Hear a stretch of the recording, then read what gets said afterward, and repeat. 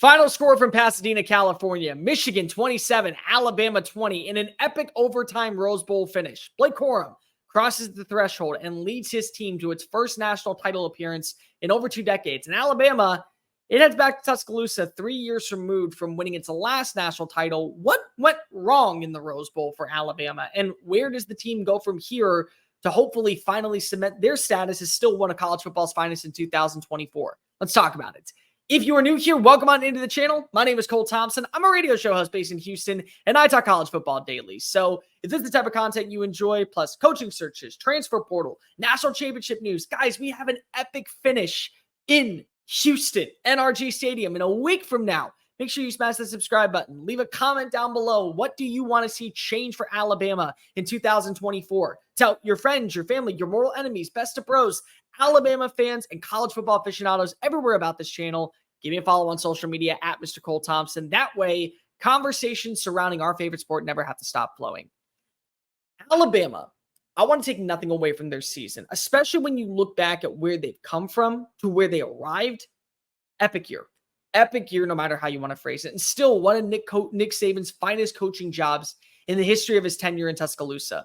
But unfortunately, when you play against a team that's as talented as Michigan, and take nothing away, Michigan had its flaws, and Michigan certainly had a less rigorous schedule, but they strutted their stuff. Margin of victory in every single game, their ability to hold their own and basically never leave a shred of doubt. You can't play sluggish football at any point and expect to walk away victorious, and that really was the case for Alabama. Now, make no mistake as well, there were a lot of good positivity in the second half and a lot of adjustments that deserve credit for Tommy Rees and for Nick Saban. But the beginning of the game is really where you started to get worried.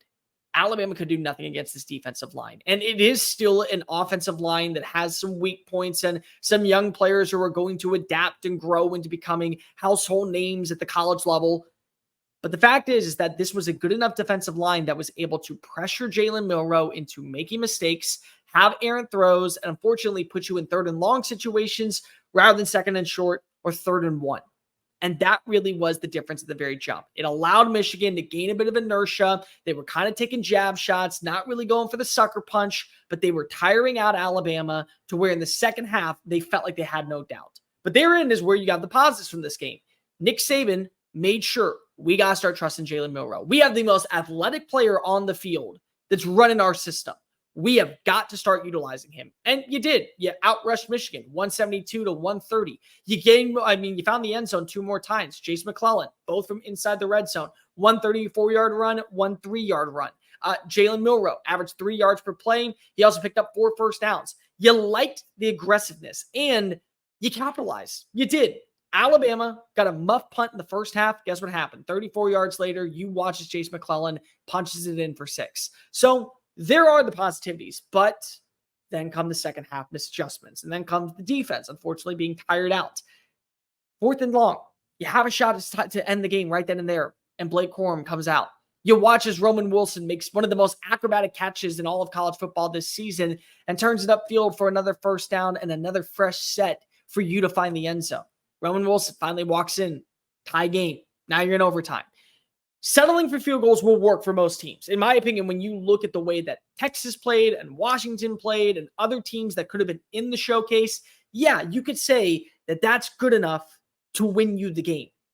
But against a team like Michigan that does have an offense that is star power and also physical and deadly and lethal enough to continue drives, picking up first downs and leave no clock for you, therein resides the problem. And those were on display last night for Alabama. They have to become better when it comes to passing in the red zone. And even though you were able to see adjustments, especially when it came to the quarterback play, there still were some flaws with this team that basically kind of set the tone going into overtime.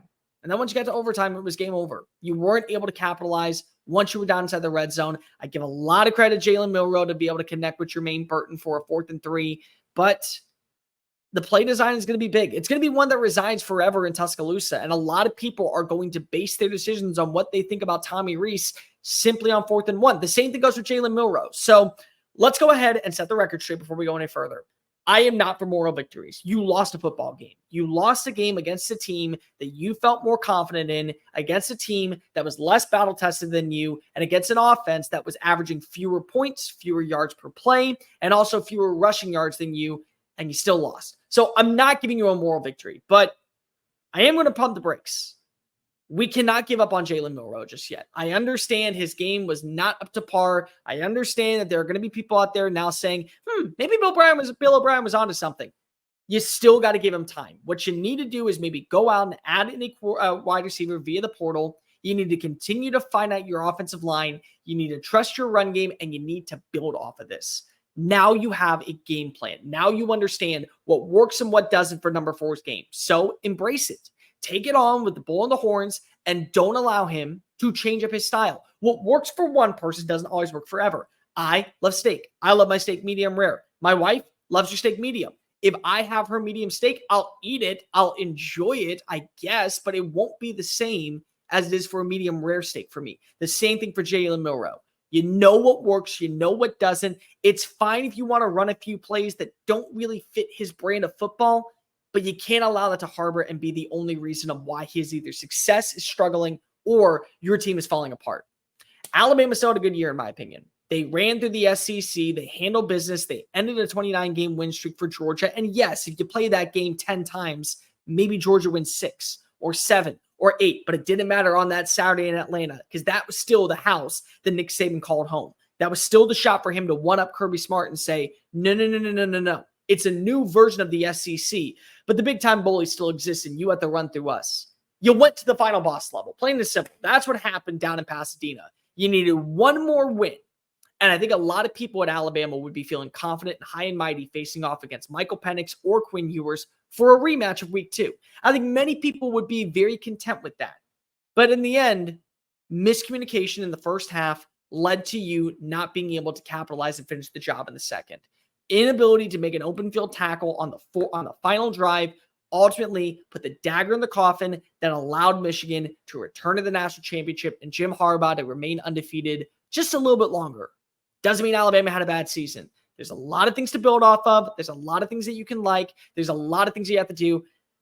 Tommy Rees is going to have to live with that play call for the rest of his life. So I don't envy anybody, and I don't think anybody envies him for what he has to now have happen as long as he's in Tuscaloosa. It's bright. There's a lot to like about the future of Alabama, especially with what they added in the recruiting cycle, what they're retaining in talent. Yes, they're losing Dallas Turner. Yes, they're probably going to lose Kool-Aid McKinstry and Terrion Arnold. But here's the good news. Alabama is a pipeline factory to the NFL for defensive talent. Has been, always will be. The next guy waiting in line was probably good enough to start for other teams in the CFP. He's going to start for you next year, and you're going to bloom and blossom with him.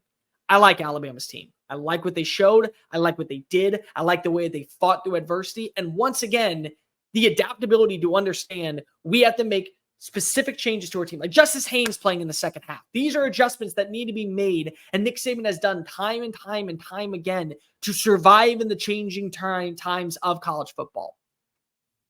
It wasn't good enough on Monday. It wasn't good enough against Michigan. Take nothing away from that. You got to be able to start fast. Because if you start fast and you finish strong, you find yourself in a great situation. Ultimately, Alabama played a good game.